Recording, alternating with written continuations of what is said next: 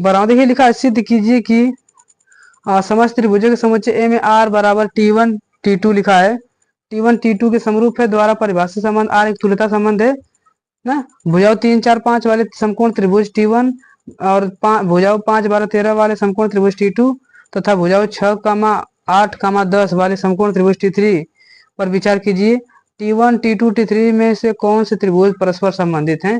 देखिए बहुत सवाल लिखा है बड़ी यार, और सवाल बड़ा है नहीं। देखिए मान लीजिए कोई समुच्चय लिखा है ना, समुच्चय सवाल में लिखा है आर बराबर, सवाल में क्या लिखा है ध्यान से समझेंगे। आर बराबर लिखा है T1 T2 लिखा है, सच दैट लिखा क्या है T1 T2 के समरूप है। ठीक,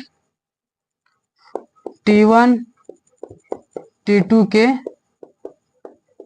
समरूप है। ठीक, समरूप है मतलब दोनों की शकल बराबर है।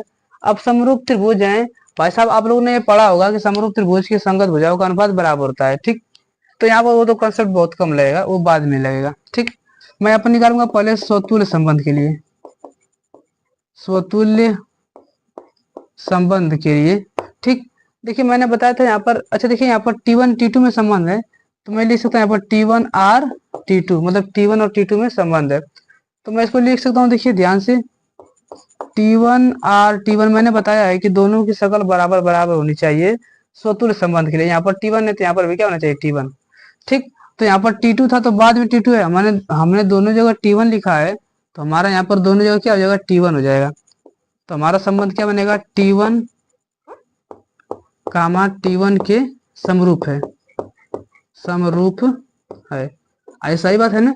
बताइए खुद कोई संख्या खुद के समरूप तो होती है, कोई भी त्रिभुज खुद के समरूप तो होता है ये, इसलिए आर हमारा क्या हो जाएगा, आर स्वतुल्य संबंध है। क्या है, स्वतुल्य संबंध है। ठीक, अब निकालेंगे यहाँ पर सममित संबंध के लिए, सममित संबंध। सममित संबंध देखिए ध्यान से, जो लिखा है उसी को हम लिखते हैं और इसी का उल्टा हम लोग सिद्ध कर देंगे। देखिए T1 और T2 में संबंध लिखा है, T1 और T2 का लिखा है T1 T2 के समरूप है। क्या है, समरूप है। ठीक, भाई साहब मैं इसका उल्टा कर दूं, अगर T1 T2 के समरूप है तो मैं ये भी तो कर सकता हूँ कि T2 T1 के समरूप हो जाएगा। तो यहाँ पर हो जाएगा T2 T1 के समरूप है। अब देखिए मैं इसको क्या लिख सकता हूँ, ध्यान समझिए। यहाँ पर T1 था तो पहले T1, बाद में T2 था तो बाद में T2 है, लेकिन हमारे यहाँ पर पहले T2 आया है, तो क्या मैं इसको लिख सकता हूँ क्या, T2 R T1। ठीक, देखिए जो संबंध मैंने लेकर चला था उसी का उल्टा वापस आ गया, तो हम कह सकते हैं ये क्या हो जाएगा, सममित संबंध हो जाएगा। ठीक, लिख दें यहाँ पर, इसलिए आर क्या हो जाएगा, सममित संबंध हो जाएगा। आर सममित संबंध है। ठीक, इसलिए आर हमारा क्या है, सममित संबंध है। हम तीसरा सिद्ध करेंगे संक्रामक संबंध के लिए,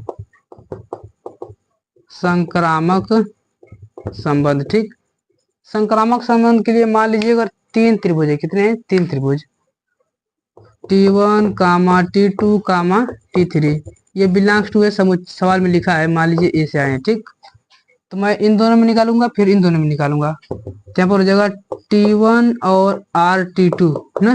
T1 और T2 में क्या संबंध लिखा है, T1 T2 के समरूप है। क्या है, समरूप है। ठीक, अच्छा अब T2 T3 में निकालूंगा तो T2 R T3, तो T2 T3 कैसे हो जाएंगे, T2 T3 क्या हो जाएगा, समरूप हो जाएगा। देखिए इन दोनों में मैंने निकाला, इन दोनों में निकाला। अब ध्यान से देखिए, अगर मान लीजिए अगर T2 से T2 कर जाए तो बचे यहाँ पे T1 T3। अब ध्यान समझेंगे, T1 T2 के समरूप है और T2 T3 के समरूप है, तो मैं ये भी तो कर सकता हूँ कि T1 T3 के समरूप हो जाएगा। यहाँ पर लिख देंगे, इसलिए T1 T3 की क्या है, समरूप है, मतलब वही लिख देंगे, समरूप है। तो देखिए मैं इसको क्या लिख सकता हूँ, मेरा पहले देखिए यहाँ पर T1 पहले लिखा था, यहाँ पर पहले T1, यहाँ पर बाद में T2 लिखा था, बाद में T2, यहाँ पर पहले T2 लिखा था तो यहाँ पर पहले T2 है, यहाँ पर हमारा बाद में T3 है तो हमारा बाद में T3 है। तो मैं इसको लिख सकता हूँ, पहले T1 है तो मैं इसको लिख दूँ पहले T1 और यहाँ पर R और यहाँ पर टी थ्री लिखा तो टी थ्री लिख सकता हूँ कितनी। अब देखिए ध्यान से, मैंने बताया था कि पहला दूसरे से लेकर चला था, दूसरा तीसरे से लेकर चला था, तो पहले से तीसरे में मैंने ला दिया संबंध, इसलिए ये क्या है, संक्रामक संबंध है, इसलिए आर संक्रामक संबंध है। अब देखिए भाई साहब, देखिए यहाँ पर दिख चुकी, आर क्या है, स्वतुल्य कामा सममित सममित तथा संक्रामक, ठीक। तीनों संबंधों को दर्शाता है, ठीक, दर्शाता है, इसलिए आर तुल्यता संबंध क्या है, तुल्यता संबंध है, ठीक। अब हमसे एक चीज और पूछा था इसमें, देखते हैं मैं वो पूछा क्या है। सवाल में पूछा हमसे, और हमसे पूछा है T1 कर भुजा, ये देखिए T1 लिखा है ना, ध्यान से समझिए, इसके बाद की सवाल है। T1 की भुजा क्या लिखा है, 3 4 5, ठीक।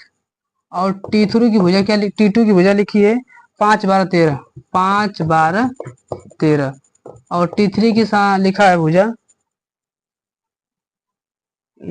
6, T2 बराबर 6 8 10 लिखा है ना, अब लिखा है 6 8 10, और T3 बराबर लिखा है,